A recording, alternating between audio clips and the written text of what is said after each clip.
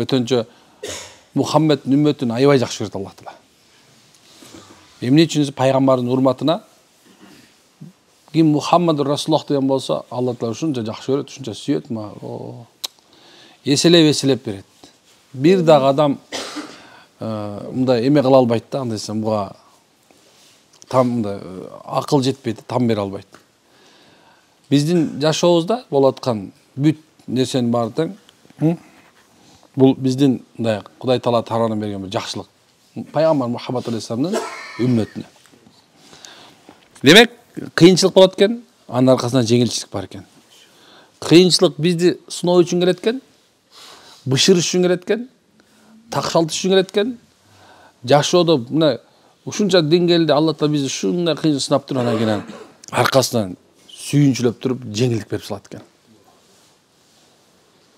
Биздин башыбызга кайсы нерсе келбесин, ошол нерсенин баардыгы тең жөн эле келбептир туган.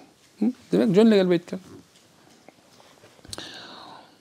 Бил дейт, о адам баласы. Ачарчылыктан кийин дайыма токчулук келет. Уйкусуздуктан кийин бейпил уйку келет. Ал эми оорудан кийин сөзсүз шипа келет.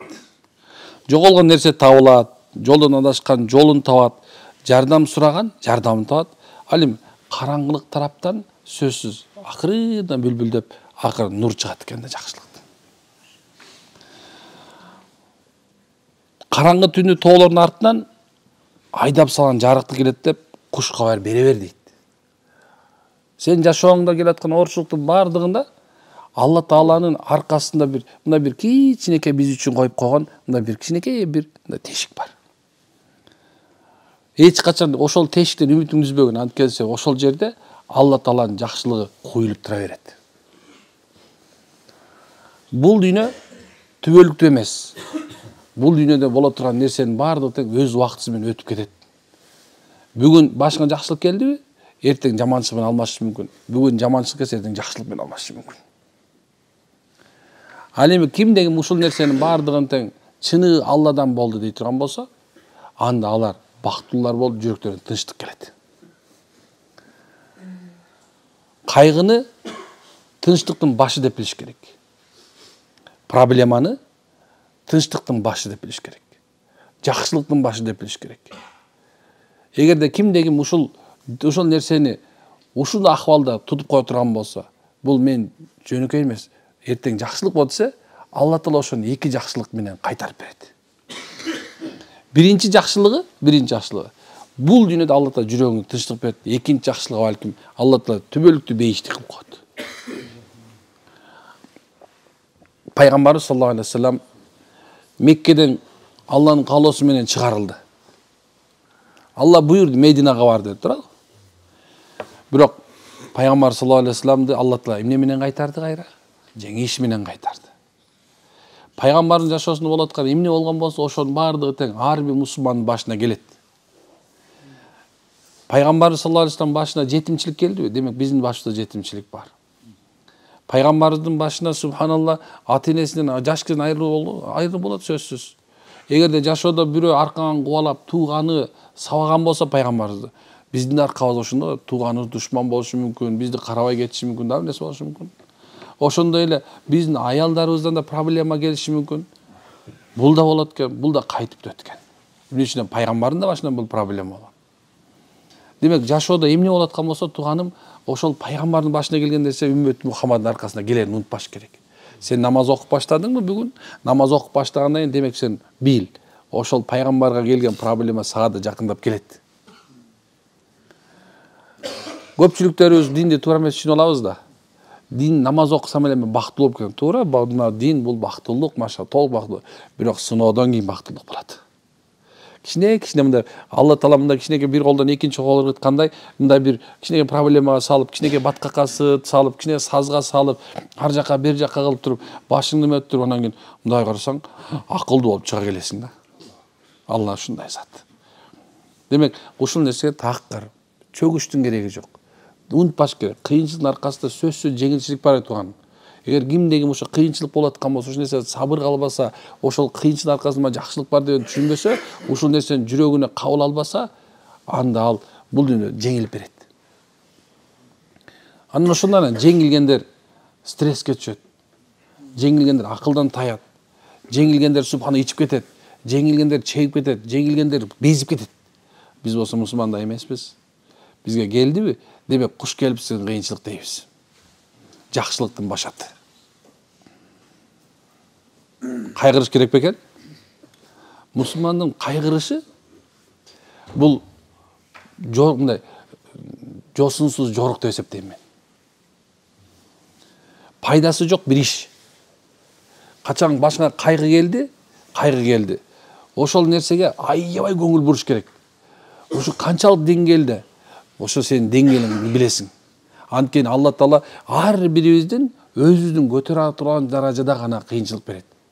Биз көтөрө ала турганчалык гана берет, башкача бербейт туган. Эгерде ким жок мен муну көтөрө албайм десечи, ал адашты. Алла билет кимге кандай бериш керек экен, кантип бериш керек экен. Бийликте адамга бийликтен сыноо келиши мүмкүн. Бай адамга байлык менен сыноо келиши мүмкүн. Эркек аял менен, аялга эркек менен сыноо келиши мүмкүн. Эгерде балага ата менен, атага бала менен сыноо келиши мүмкүн. Ушундай нерсе, бул дүйнө өзү катачылык анан сыноо дүйнөсү. Бирок унутпаш керек, темирди отко салып турган улам чапкылап сууга салган сайын ал катыйт. Ал күчтүү болуп, катуу болуп баштайт. Анда ошондо бычак болот. Ошо менен кессең болот ошондо. Ошондой эле Алла Таала дагы сиз менен бизди дайым такай ушул нерсеге көңүлдүрөт. Ошол нерсеге көндүрөт. Бул дүйнөнүн максаты субханалла. Эгерде күнөө кылып ушундай нерсе болуп, ошол нерсени жакшы тазаламай калсаң, о көкөрдү баягы тозоктун ичинде жакшылап кайра Алла Таала тазалайт. Ал эми бул дүйнөдө болсо, бул эгерде кимсе жакшы амал кыла турган болсо, Алла бейиш менен сүйүнчөм деп турабы? Бирок адамга эгер дайыма эле жакшылык боло берсе бул дүйнөдө, ойлобосун ал мен бейишке кирет экенмин деп. Жок, ал жакшылык үчүн сурак бар, ал сурак бере албай калсам тозок кылып калышы мүмкүн. Ойлобош керек, мага жаманчылык боло турган болсо, мен жаманчылык болот, ушул эле мен азыр ушу жаманчылыктын баары тең башыма келип атат, мен ушу мени бейишке кирип кетем. Жок, мага бул дүйнөдө болуп атат деп ойлобогула, субханалла. Алла билет. Ушундай туган. Ошол себептен меген мусулман көтөрүмдүү болсун. Көтөрүмдүү бололу, машалла. Баарыбыз көтөрүмдүү бололу. Анткени биз көтөрүмдүү болбой турган болсокчу, биздин аркабыз өсүп келаткандыгын унутпагыла. Намаз окуп, дагы эле көтөрүүсүз болот атсаң, дагы эле чыдамсыз болот атсаң, анда сен намазың дагы тура элек. Сен Кудайга болгон ыйманың дагы деле боло элек. Тафсир Кабаир деген бар да. Ошондо ушул сөз айтылыптыр. Инсандын ыйман деңгээли канчалык болсо, анын оозунан чыккандагы ошол сөздө ошончолук болот. Инсандын ыйманы канчалык деңгээлде болсо, ошончо сыноо келет. Ыймандунун жана амалы канчалык болсо, ошончолук жеңилчилик келет деген экен. Демек эмне кылышыбыз керек экен? Амал кылабыз иншалла. Аракет кылабызбы? Ошондуктан алсыздыктан тынчсызданба. Анткени акыбал бирдей болуп тура бербейт. Ибадаттын эң жакшысы оорчулукка сабыр кылып, анын чечилүүсүн күткөн. Күндөр айланып, заман өзгөрүп турат. Караңгы түн болсо жарык келип турат. Эми бирок ошондой болсо дагы сен жашооң эгер ушундай болсо, демек сен даанышман болгонуң. Алла Таала ар күн бар нерсени билип турат. Бир да секунд уктабайт деп жазбайт. Аллах билип турат сени. Ошол себептен бир кыйынчылыктын аркасынан Алла Таала сенин сага берген кыйынчылыктан, Алла Таала берген кыйынчылыктан Алла Таала сага субхана бир жарыкты ачып коёт деп айткан экен субхана. Ушундай турган, баарыбыздан кейбей мындай бир проблема болсо Аллага таянып, мен жана бир аз ушу көбүнчө ушундай намаз окканда араңарда бар, көчөгүн эметип кандай десем, кичине бир проблема болгондочу, мечитти көздөй жүрүп кой, сенден келгенди көрдүм, сен ушуну күтүп аттың беле мынакей деп ара качып кеткендер бар. Сенден келгенди көрөйүн мынакей деп. Эмне ушу ара ичкенди эле каалап аттың беле деп кыйкырып барып ара качып. Кээ бирөө ушундай. Жок, биз мусулмандарчы, биздин Кудайыбыз бар, биздин Роббибиз бар, биздин жаратуучубуз бар. Ал бардыгы чыдап кетсе дачы, дүйнөнүн бүт чыдап кетсин. Бирок Алла чыдабайт. Унутпаш керек ушуну. Бүт чыдап кетсин сени. Бүт досторуң кидайт этип кетсин, кечирип койгулачы. Досторуң тыштап кетсин, аялың качып кетсин, бир туугандарың карабай калсын, ата-энең каргыш айтып салсын. Бирок адилеттүү болгон Аллах сени менен дайыма карап турат. Ал бизге жардам берип турат. Ал эч качан бизди тыштабайт. Men дайыма айтам да, качан ушул нерсе келгенде мен өзүм айта берем, Эрмек, сени эч ким тыштаган жок сени. Сени эч ким тыштаган жок. Барча кыздан сени Аллах тыштаган жок.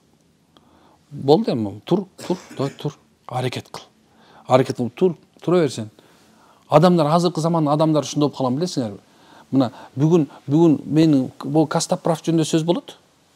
Бул шерменди кыла башташат да. Эртең башка бирөө чыгып калса, унутуп калабыз. Биз күн карама сыяктуубуз азыр. Ошол себептен сага келдибиз. Демек сен элдер сүйлөп атат, элдер айтып атат, эл тигинтип атат. Жок, сен аны карабай эле кой, кереги жок алса. Күлүп чайнап жүрө бер. Сен Кудай алдында ак болсоң болду. Кудай алдында ак болсоң болду. Эгер сен Кудай алдында ак боло турган болсоңчу, дайыма көтөрүп жүрө бересиң. Адам өзү ким экенин билгиз коет, билесиңер ушуну. Ошондо сен Кудай Таалам ушундай зат, субханалла. Сага сыноо бердим, демек жөн эле берген жок. Жөн эле берген жок. Сыноо үчүн берип атат. Жакшылыкка жеткизүү үчүн берип атат деп. Ушул нерсени эске алышыбыз керек. Макулбу? Ушундай жашоо ушинтип турат, өзгөрүп турат. Өзгөрбөгөн жашоо болбойт. Күнүгө өзгөрүп турат. Мен көчөнүн бир эмени окудум, катты окудум. Аябай башкача кат келди мага. Окуп алып, анан кийин субханалла өзүмдүн жашоом мындай бир такыр ушундай мындай ойлоп аптырмын, 21-жылымда ушундай жашоо болот экен депчи.